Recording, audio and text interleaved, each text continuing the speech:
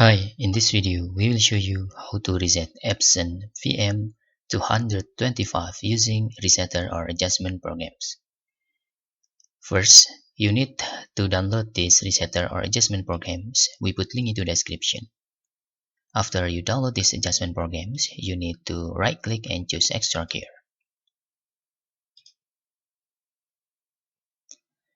Then, open the resetter folder and double click in adjustment programs. Please click Accept. For model and destination, just select where is your printer's made. For example, Espanol, EL or HK. Then you can click particular adjustment mode.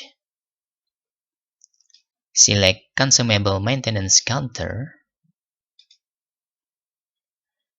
and choose main pad counter in here and click button check.